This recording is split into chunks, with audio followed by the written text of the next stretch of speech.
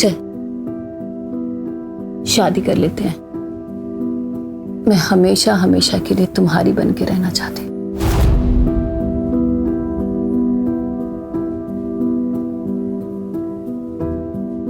चल कर लेते हैं, पर तुम्हें आशीष को डिवोर्स देना होगा।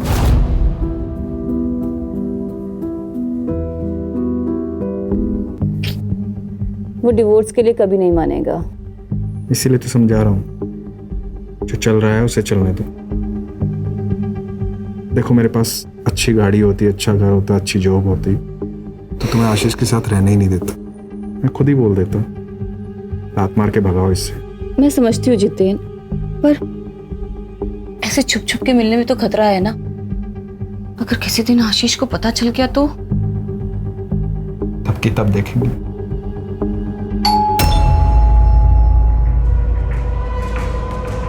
हे भगवान, वो आज इतनी जल्दी कैसे आ गए? तुम चुप हो जल्दी से।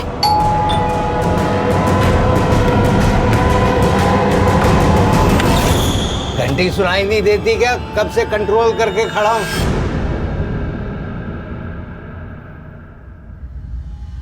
यहाँ टंकी फुल है मेरी, अभी खोलती नहीं तो यहीं टंकी खाली कर देता।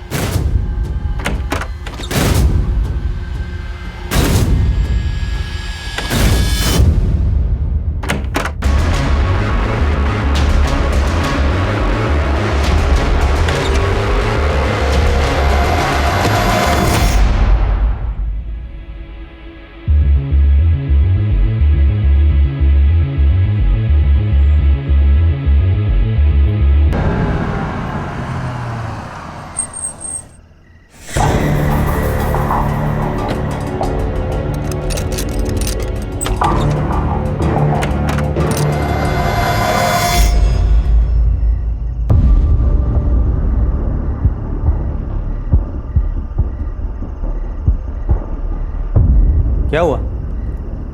सब लोग ऐसे क्यों देख रहे हैं? मैं कोई चोर हूं क्या? हम कब से तुम्हारा इंतजार कर रहे हैं। 2 साल हो गए तुम्हें जॉब छोड़े हुए, अब तक तूने दूसरी जॉब भी नहीं पकड़ी।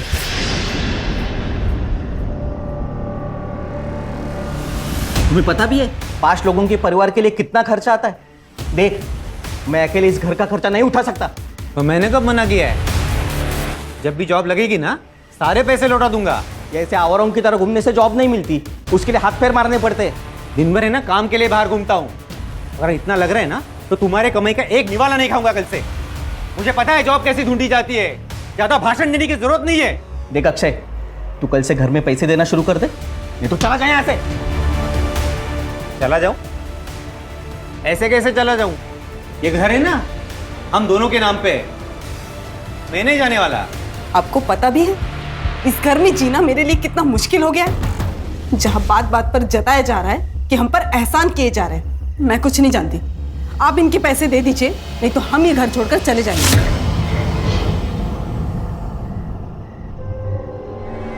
कोई कहीं नहीं जा रहा है। मेरे बेटे मेरे साथ एक ही छत के नीचे रहेंगे। हाँ तो पूछिए नहीं इससे, जॉब नहीं करता तो दिन भर कहाँ घूमता रहता है? दिन भर जहां भी रहता हूं ना, आपके लिए अच्छा ही है ना। मेरे हिस्से का 2 वक्त का खाने का पैसा बच जाता है। कैसी बात कर रहे हैं देवर जी? अनुराग ने कब आपको घर में खाना खाने के लिए मना किया?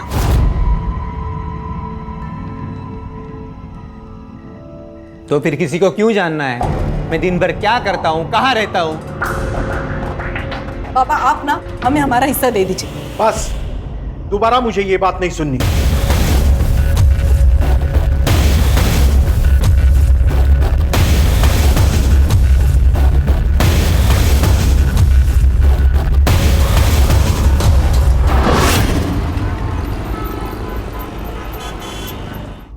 सुनिए, वो मुझे कुछ पैसे चाहिए थे, वो घर का थोड़ा सामान लेकर आना है। अभी 2 दिन पहले ही तो दिए थे 1000 रुपए। सुनो, क्या 2 दिन पहले? हाँ, जैसे तुम्हारी दारू महंगी हो रही है ना, घर गृहस्थी का सामान भी महंगा हो रहा है। दारू पीने के पैसे हैं तुम्हारे पास, पर घर गृहस्थी के सामान के लिए पैसे नहीं है। हाँ नहीं है पैसे, कर ले जो करना है। अरे मैं तुम्हें जाने नहीं दूंगी, मुझे पैसे चाहिए, मतलब पैसे चाहिए। छोड़। अरे सुनो,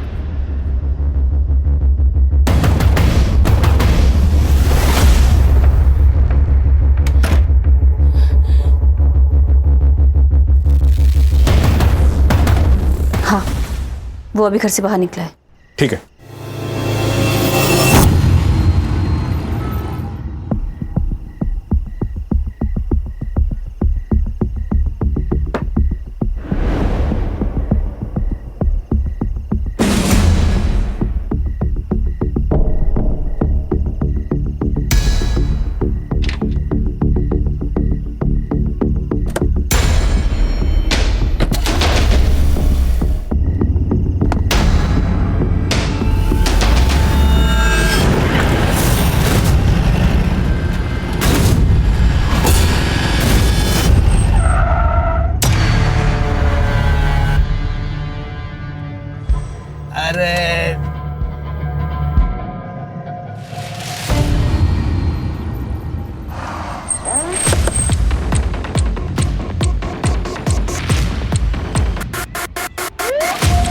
पर कहीं भी स्ट्रगल के मार्क्स नहीं है।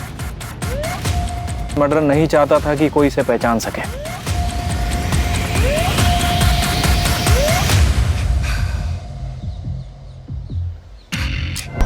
सर गाड़ी में कुछ नहीं मिला। आरटीओ ऐप से कंफर्म किया है कि ये गाड़ी आशीष खुराना के नाम पे है। आशीष खुराना, आज सुबह ही उनकी मिसिंग कंप्लेंट दर्ज करवाई थी। बॉडी के साथ में ये खून मैच करके देखो। सिमरन को बुला के आइडेंटिफिकेशन करवाओ, ये गाड़ी फॉरेंसिक में भेजो और आशीष का सीडीआर और कल रात की लोकेशन निकलवाओ। Yes sir. रुकती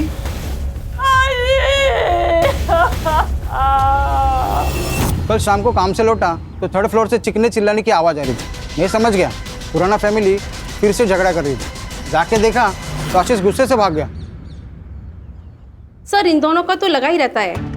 आशीष शराब पी के आता है और फिर दोनों मियाँ बीवी में झगड़ा होता है। लेकिन कमाल की बात तो ये है सर कि कभी दूसरे आदमी के साथ झगड़ा हुआ ही नहीं। कौन दूसरा आदमी? सर एक आदमी है, जब आशीष घर पे नहीं होता है ना तब वो घर पर आता है। मैं उसे जानती नहीं हूँ, लेकिन हाँ मैं उसे देखूंगी तो जरूर पहचान जाऊंगी।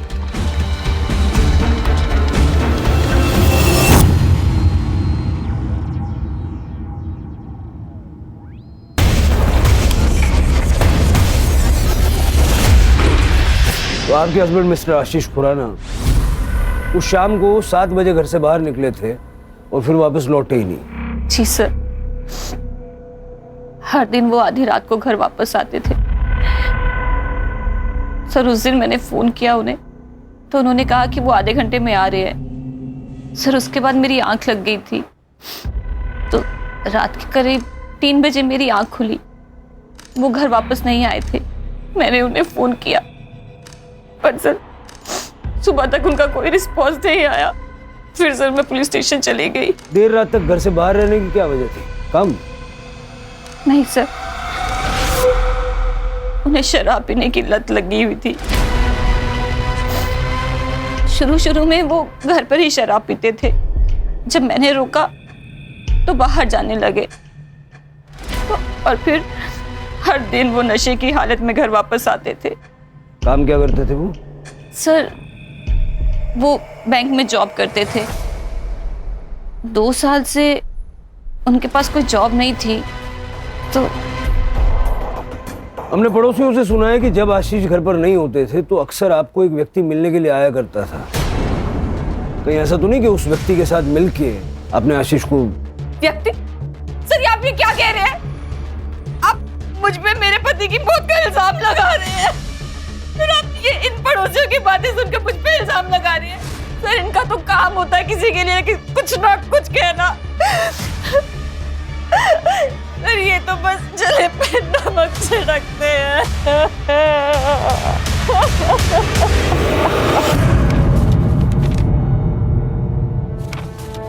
क्या इस आदमी को जानते हो? हाँ मैडम, यह आदमी तो कल रात को यहाँ पर बैठ के दारू पी रहा था। करीब 11:15 बजे ना वो यहाँ से निकल गया। अब अकेला था या इनके साथ कोई और भी था? नहीं, अकेला था वो। मुझे सीसीटीवी फुटेज चेक करना है। ठीक है, कर सकते हो।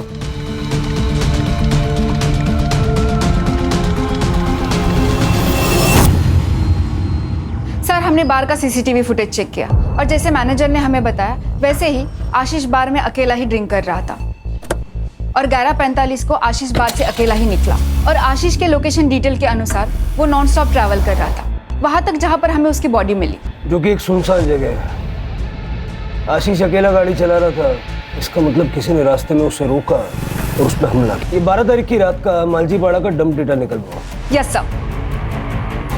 सर, पीएम रिपोर्ट और फॉरेंसिक रिपोर्ट आ गई है। सर, रिपोर्ट के हिसाब से उसकी मौत 12 तारीख की रात 12 से 13 तारीख की सुबह 3 बजे के बीच में हुई। मल्टीपल स्टैबिंग और एक्सेसिव ब्लड लॉस। और सर, उसके लंग्स में धुएं के ट्रेसेस नहीं मिले, मतलब कि उसे मारने के बाद जलाया गया। और सर, फॉरेंसिक में कुछ खास नहीं है। उसकी कार में उसके अलावा किसी के फिंगरप्रिंट नहीं है।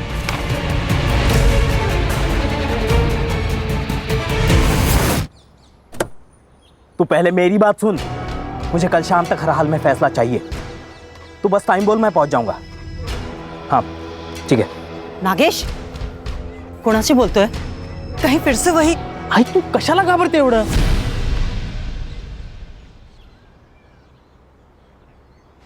अरे दे, मैं सब ठीक कर दूंगा। चल ठीक है, बाय।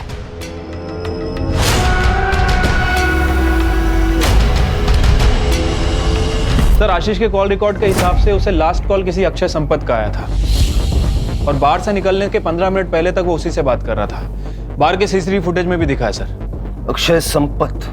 हाँ सर, और इसके कॉल रिकॉर्ड में किसी जितेन शाह का भी नंबर मिला और ये तीनों लगातार टच में थे। इनफैक्ट दिन में 2 से 3 बार बात भी किया करते थे। डंप डेटा का क्या हुआ? सर, आज शाम तक मिल जाएगा। सर, मैं जितेन और आशीष बरसों पुराने दोस्त थे। मुझे तो अभी भी यकीन नहीं हो रहा कि आशीष अब हमारे बीच नहीं है। 12 तारीख की रात को आप दोनों के बीच काफी बातें हुई थी फोन पे। क्या बात हुई थी?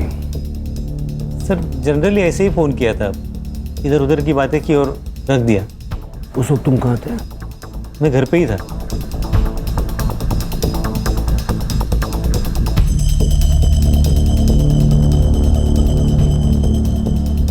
हाँ कदम, ठीक है सर। ये जितेन के पेरेंट्स का कहना है कि 13 अक्टूबर को वो सूरत गया था काम के सिलसिले में। मर्डर के नेक्स्ट डे बाहर चला गया। उसको फोन करके बुलवाओ और ये अक्षय की स्टोरी चेक करो।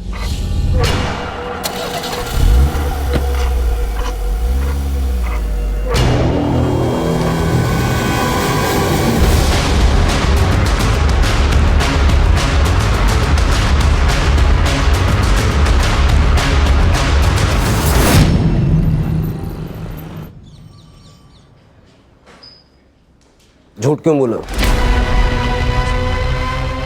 जिस वक्त आशीष बाहर से बाहर निकला उसी वक्त तू भी अपने घर से बाहर निकला और फिर रात को 1:30 बजे तक तुम्हारा फोन स्विच ऑफ था। वो क्या है सर, मैं रात को अक्सर बाहर जाया करता हूँ। वो क्या है ना, मुझे पान खाए बगैर नींद नहीं आती। और रही बात मोबाइल की, तो मेरी मोबाइल की बैटरी डाउन हो गई थी सर, इसलिए स्विच ऑफ हो गया था। लेकिन मैं जैसे ही घर लौटा मैंने चार्जिंग पे लगाया और सो गया।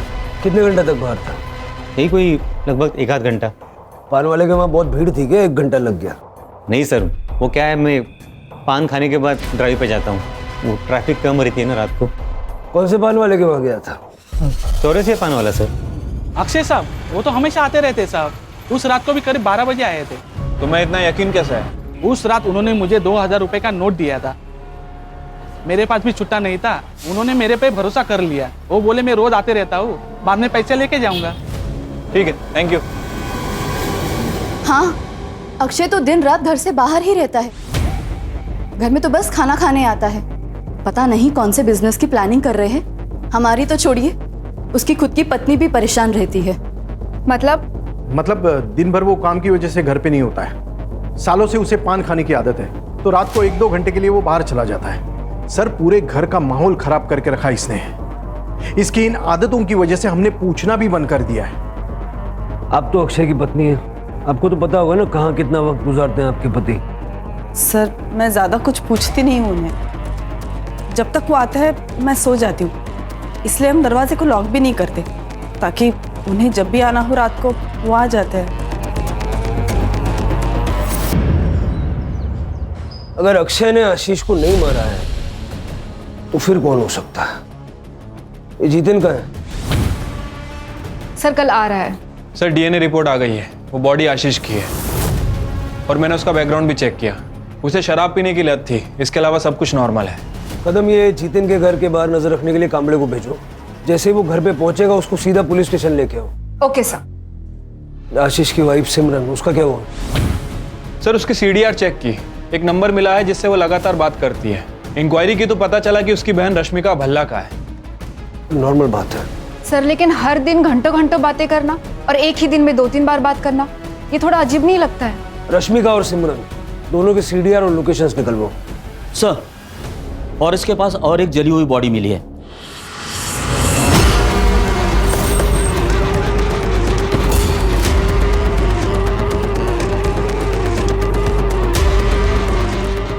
बगा जरा। सर, सर, बॉडी को पेट्रोल से जलाया गया है और बॉडी की कंडीशन देख के लगता है कि लगभग 12 घंटे पहले मौत हुई है। सर, गाडीमध्ये काहीच सापडलं नाही। ये गाड़ी अक्षय संपत के नाम पे है। परिवार वालों को बुला लो।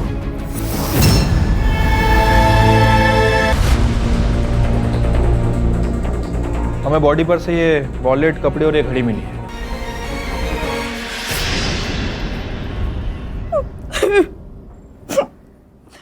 बहुत कोसते थे सर ये लोग हमें, उनकी नौकरी क्या चली गई, हमारी हालत तो भिखारी जैसे हो गई थी, इसीलिए अक्षय ने इनसे हिस्से की बात की थी।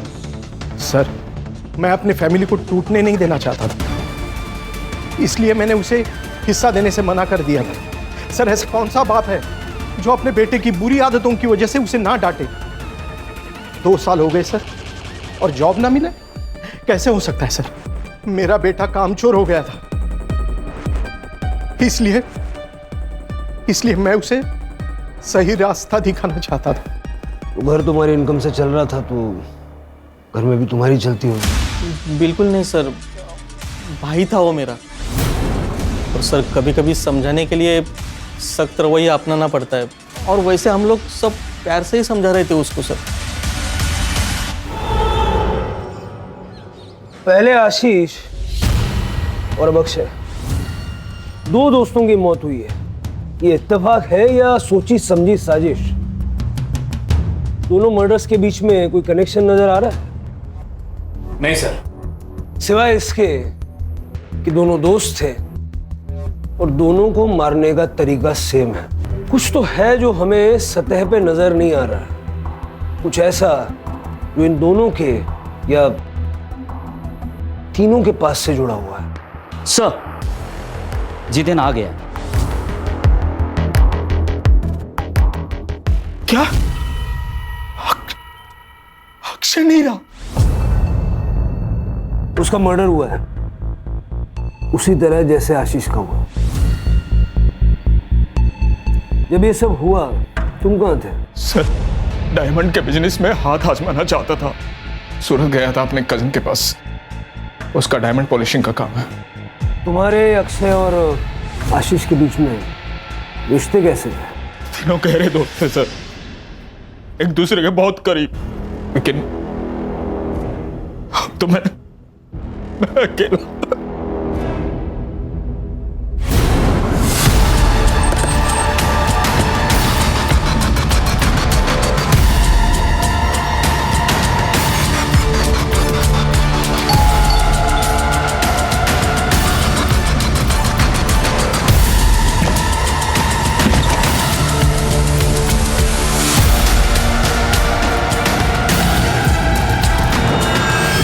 कदम, मैम, मैं फंस चुकी हूँ।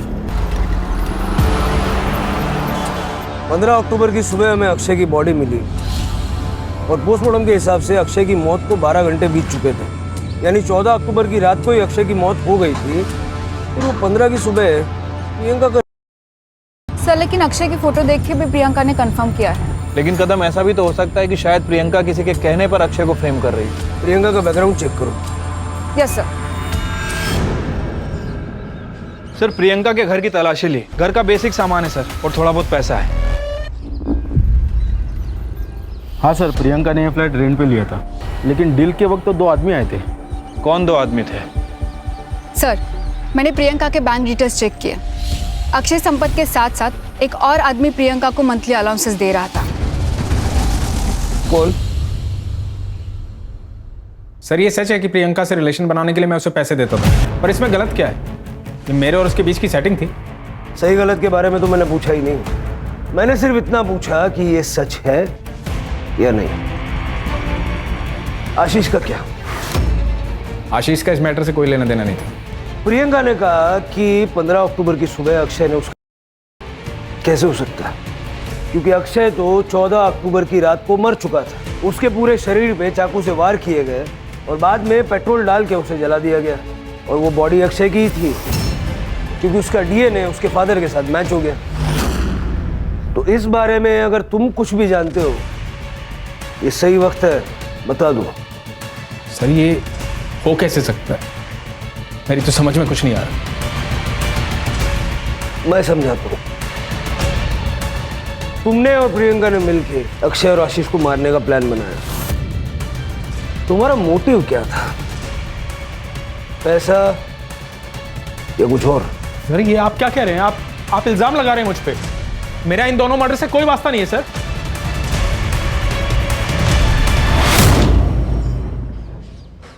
सर आशीष, जितेन और अक्षय, इन तीनों की दोस्ती के अलावा एक और कनेक्शन है इन तीनों से रिलेटेड। सर 3 साल पहले इन तीनों को एक बड़े स्कैम के चक्कर में पकड़ा था, लेकिन सबूत ना होने की वजह से इन्हें छोड़ दिया गया। मैंने उस केस के इन्वेस्टिगेशन ऑफिसर नचिकेत परब को बुलाया है। सर मैंने आशीष और अक्षय के मर्डर के बारे में पढ़ा। 3 साल पहले आशीष, अक्षय और जितेन, इन तीनों ने मिलकर मुंबई के बैंक में फ्रॉड किया था, जिसकी इन्वेस्टिगेशन मैं कर रहा था। क्या किया था? सर दरअसल आशीष, अक्षय और जितेन तीनों लोन डिपार्टमेंट में काम करते थे। 3 साल पहले गवर्नमेंट ने गरीब लोगों के लिए एक स्कीम लाई थी, जिससे वो गरीब लोगों को 50,000 रुपये का लोन दे रही थी। 500 लोगों ने लोन के लिए अप्लाई किया था और उन सबके लोन इन तीनों ने पास किए थे। बैंक ने 2.5 करोड़ का लोन दिया था, लेकिन उन लोगों ने ये पैसा एक नकली एग्रो कंपनी में ट्रांसफ़र किया था, जो कंपनी इन्होंने बनाई थी। कई सारे वेंचर्स कैपिटल्स को इनकी नकली कंपनी का आइडिया पसंद आया और उन्होंने उस कंपनी में 10 से 12 करोड़ रुपए डाले। तब तक इन लोगों ने एक बड़ा सा ऑफिस लेके उन सबको झांसे में रखा और जैसे ही इनका काम बन गया, उन्होंने ऑफिस बंद किया और फरार हो गए। जब वेंचर कैपिटल्स को एहसास हुआ कि वो कंपनी नकली थी, तो उन्होंने एफआईआर दर्ज की। सर हमने तो सारे प्रोटोकॉल्स फॉलो किए थे। यस सर, हमने तो पूरे वेरिफिकेशन के बाद ही लोन सैंक्शन किया था उन लोगों को। सर लोन लेने के बाद वो लोग अपने पैसे का क्या करते हैं, हमारा लुकआउट नहीं। उन लोगों ने तुम्हारे कहने पे अपना सारा पैसा तुम्हारी नकली कंपनी में लगा दिया। सर किस कंपनी की बात कर रहे हैं आप? सर आप क्या बोल रहे हो ना, कुछ समझ में नहीं आ रहा है। सर हमारे हाथ में कोई सबूत नहीं था, इसलिए केस को बंद करना पड़ा। 12.5 करोड़ गायब थे, 10 करोड़ वेंचर कैपिटल्स के और 2.5 करोड़ बैंक के, जो बैंक ने लोन में दिए थे। और केस के चलते इन तीनों को सस्पेंड कर दिया गया। सबसे इंटरेस्टिंग चीज़ ये है कि इतना बड़ा घपला करने के बाद भी कहीं कोई प्रूफ नहीं मिला। सर क्योंकि उन्होंने अपने या अपने फैमिली के नाम पे कुछ भी नहीं रखा था। उन्होंने नकली नाम, नकली एड्रेस, नकली पैन कार्ड और नकली आधार कार्ड से उस कांड को अंजाम दिया था। और रजिस्टर ऑफ कंपनी में भी उन्होंने किसी को घूस खिला के अपनी कंपनी रजिस्टर करवाई थी, इसलिए किसी ने अच्छे से कंपनी की जांच पड़ताल भी नहीं की। तो ये थी वो मिसिंग कड़ी। तो तुमने जितेन की मदद इसलिए की ताकि वो अक्षय और आशीष को मार के उनका सारा पैसा हथिया सके। मैंने कुछ नहीं किया है, मैं तो खुद एक विक्टिम हूँ। पापा अक्षय और जितेन अंकल के लिए काम करते थे। उनकी डेथ के बाद मैं और मम्मी बहुत अकेले हो गए थे। मुझे अपनी आगे की एजुकेशन के लिए पैसे चाहिए थे। मैंने जितेन अंकल को कहा, उन्होंने मुझे बुलाया और मेरा फायदा उठाया। बाद में अक्षय अंकल ने भी यही किया। तुम्हारी कहानी पे कैसे यकीन करें? अक्षय की 14 तारीख की रात को मौत हो गई थी, फिर 15 तारीख की सुबह को वो तुम्हारे साथ कैसे हो सकता है? मैं कसम खा के कहती हूँ, मैंने कुछ भी झूठ नहीं बोला है। उस दिन सुबह अक्षय ही था। कल हॉस्पिटल से डिस्चार्ज मिलेगा, शहर छोड़ के नहीं जाना। ये जितेन अभी भी प्रियंका की बिल्डिंग में जाता है सर, और जिस दिन प्रियंका हॉस्पिटल में थी, ये उस दिन भी उस बिल्डिंग में गया था। पैसे ढूंढने गया होगा। सर हमने तो फ्लैट को बहुत अच्छे से चेक किया था, हमें तो पैसे नहीं मिले सर। सिमरन से मिलने गया होगा। ये बिल्डिंग में तो रेगुलर जा रहा है और बिल्डिंग के सीसीटीवी में इसे देखा भी गया है, लेकिन किस फ्लैट में जाता है ये बताना बहुत मुश्किल है। सर, रश्मिका के सीडीआर रिपोर्ट आ गया है, सेम पैटर्न है, सिमरन से कॉल। दिन में कई बार और लंबे समय तक बातें की है। ये रश्मिका रहती कहाँ है? सब। आपकी बहन का और आपका रजिस्टर्ड एड्रेस सेम कैसे हो सकता है? वो आपके साथ रहती है? नहीं सर, सर मैंने मेरी बहन के नाम से एक सिम खरीदा था। पिछले साल तक वो यहीं रहती थी, फिर उसकी शादी हो गई और वो यूएस चली गई। वो नंबर आप कौन यूज़ करता है? जितेन। सर जितेन और मैं एक दूसरे से प्यार करते हैं। आशीष को पता ना चले इसलिए जितेन वो नंबर यूज़ करता था। ये जितेन का और आपका रिश्ता कब से चल रहा है? 2 साल से सर। जब भी आशीष बाहर जाता था तो मैं जितेन को घर बुला लेती थी। इसीलिए आपने और जितेन ने कोर्ट में शादी के लिए रजिस्टर किया है? सर मेरी और आशीष की शादी तो 6 महीने में ख़त्म हो गई थी। आशीष को मेरे साथ रहने में कोई इंटरेस्ट नहीं था। उसकी शराब पीने की लत, रोज़ की लड़ाई, सर मैं थक चुकी थी। और इसी दौरान मुझे जितेन मिला और मैं जितेन से अट्रैक्ट हो गई। और इसीलिए आप दोनों ने मिलकर उसे रास्ते से हटा दिया ताकि आप दोनों आसानी से शादी कर सकें। नहीं सर, नहीं।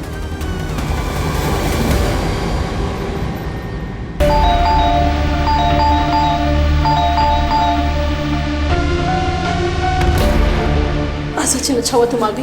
देखो ना बहुत स्मेल आ रही है, गेट भी नहीं खुल रहा है। मैं पुलिस को फोन करता हूँ। Hello hello police station.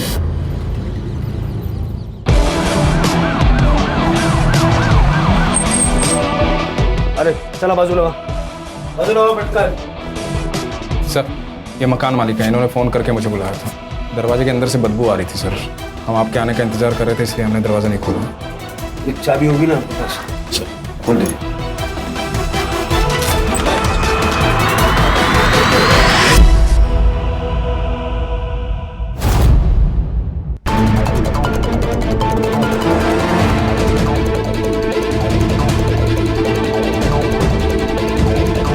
Sir ये सुसाइड नोट मिला है।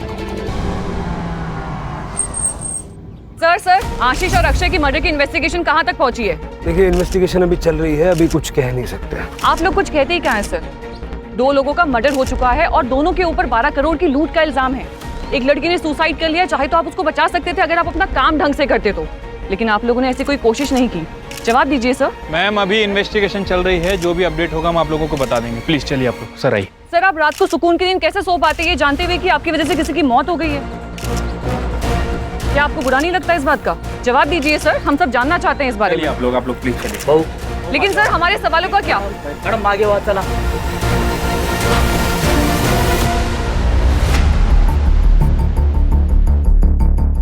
हो सकता है कि जितेन और सिमरन ये दोनों इन्वेस्टिगेशन को भटकाने के लिए प्रियंका को मार के ये सुसाइड का नाटक रच रहे हैं। और अगर प्रियंका ने वाकई में सुसाइड किया है तो पोस्टमार्टम रिपोर्ट में क्लियर हो जाएगा। प्रियंका ने कहा कि अक्षय संपत ने, जबकि अक्षय तो एक दिन पहले ही मर चुका था। प्रियंका सच बोल रही थी।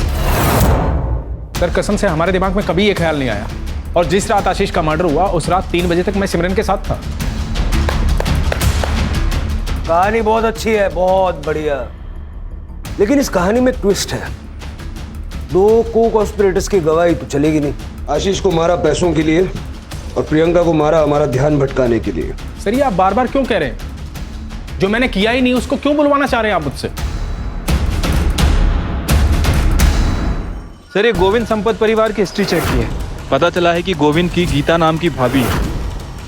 ये गोविंद गीता को कुछ पैसे भी ट्रांसफर किया करता था और गीता का एक बेटा भी है, नागेश नाम है उसका। और गीता ने पनवेल पुलिस स्टेशन में उसकी मिसिंग कंप्लेंट भी कराई है।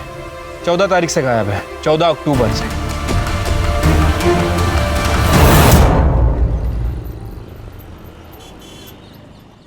नागेश की किसी के साथ कोई दुश्मनी वगैरह थी क्या? नहीं तो। 14 अक्टूबर को नागेश कहाँ गया था? उस दिन उसने शाम को मुझे फोन किया था और मुझसे कहा कि उसे आने में देरी होगी। मैंने उससे पूछा भी क्यों। उसने कहा था वो घर आके मुझे खुशखबरी देगा, लेकिन वो नहीं आया। कदम, नागेश की गाड़ी की डिटेल्स ले लो। यस। सर नागेश के CDR रिपोर्ट के अकॉर्डिंग उसे 14 अक्टूबर की शाम को थाने के किसी PCO से फोन आया था। सर जब मैंने उसकी लोकेशन डिटेल्स चेक की तो उसने पनवेल से लेकर थाने तक ट्रैवल किया है। और सर इंटरेस्टिंग बात तो ये है कि उसकी आखिरी लोकेशन वहां पर मिली है जहां पर हमें अक्षय की जली हुई बॉडी मिली। इसका मतलब ये है कि या तो अक्षय ने नागेश को मार दिया और ये दिखाया कि मर्डर अक्षय का हुआ है, और या तो फिर नागेश ने अक्षय को मार डाला और वहां से निकल गया। जो जली हुई बॉडी हमें मिली थी, गीता से मैच करके देखो और नागेश का मोबाइल ट्रैक करो।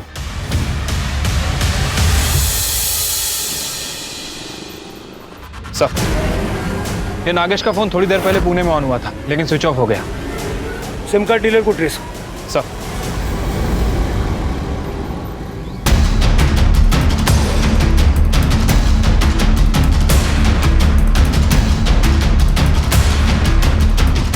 इनमें से कौन था? सर ये था।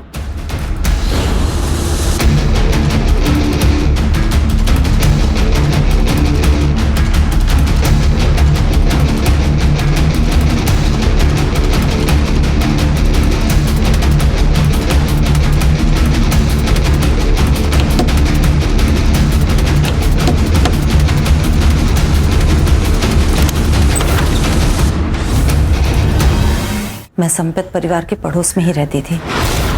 गोविंद शादीशुदा थे, फिर भी हमें एक दूसरे से प्यार हो गया और उसने मुझसे मंदिर में शादी कर ली।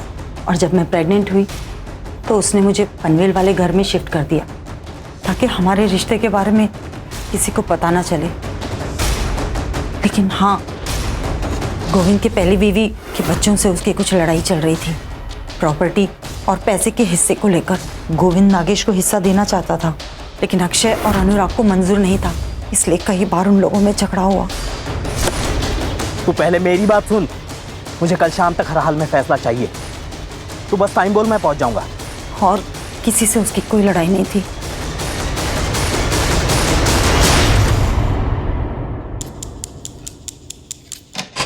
मुझे ये बताओ, 12 तारीख की रात को क्या हुआ था? सर, मैंने आशीष को फ़ोन किया।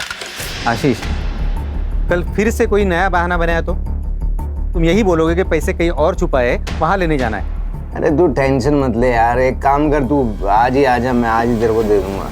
तो तूने सोचा कि सारा पैसा तू ले लेगा? सर, मेरे मन में लालच आ गया था। सबसे पहले मैं चौरसिया पान वाले के पास गया और इस बात का ध्यान रखा कि उसे याद रहे कि मैं उसकी दुकान पर आया था। मैंने उसको 2000 का नोट दिया और बोला कि छुट्टा बाद में ले लूँगा। उसके बाद मैं उस रास्ते पर निकल गया जहाँ से आशीष गुजरने वाला था। पीछे आशीष की गाड़ी आई, मैं उसका पीछा करने लगा।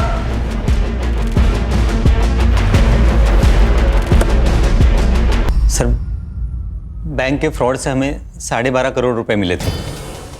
वो सारे पैसे हमने आशीष के पास रखे थे।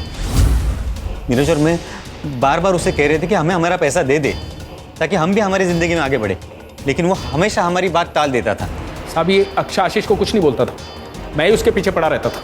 मैं कहता था अरे जब पैसा है और उसे इस्तेमाल नहीं कर सकते तो क्या फ़ायदा। मुझे नहीं पता था ये कमीना उसे मार देगा। तू भी कोई बड़ा दूध का धुला नहीं है, समझा ना? Control control. पैसा कहाँ छुपा है? सर, ये सब करके मैं घर आ गया और पैसे गिनने लगा। तब मेरा भाई अनुराग, उसने मुझे देख लिया। मुझे उसे सब बताना पड़ा। तब अनुराग ने मुझे एक आइडिया दिया।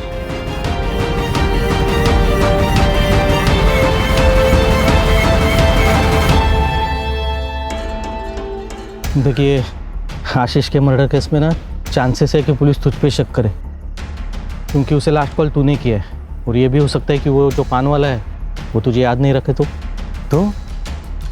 फिर अभी क्या करना चाहिए? देख भाई, तुझे मरना होगा। क्या? अरे मतलब तेरे नाम पे किसी और को मरना होगा। लेकिन ऐसा है कौन? तो तुम दोनों ने मिलके नागेश को मारने का प्लान बनाया ताकि नागेश का और गोविंद का डीएनए आसानी से आपस में मैच हो जाए और ये प्रूव हो जाए कि मरने वाला तू है। सर, नागेश ने पहले से ही प्रॉपर्टी के हिस्से को लेकर हमारे नाक में दम कर रखा था, तो हमने सोचा कि एक ही तीर में दो शिकार हो जाएंगे। 14 अक्टूबर को हमने नागेश को फ़ोन करके ये कहा कि हम लोग उसे प्रॉपर्टी के हिस्से में शरीक करने को तैयार है। उस बारे में बात करने के लिए हमने उससे थाना बुलाया। मैंने सोचा मैं भी अपना समय प्रियंका के साथ बिताऊं। लेकिन सर जब मैं वहाँ पहुँचा तब तक अनुराग ने पूना में मेरे लिए टैक्सी ड्राइवर के जॉब का इंतज़ाम करके रखा था। तो मैं प्रियंका को उसी हालत में छोड़कर पूना चला गया। वहाँ जाकर मैंने नागेश की गाड़ी बेच दी और नकली आधार कार्ड बनवाए। चार्जशीट बनाओ और वो अनुराग को ढूंढ के ले आओ। चलो।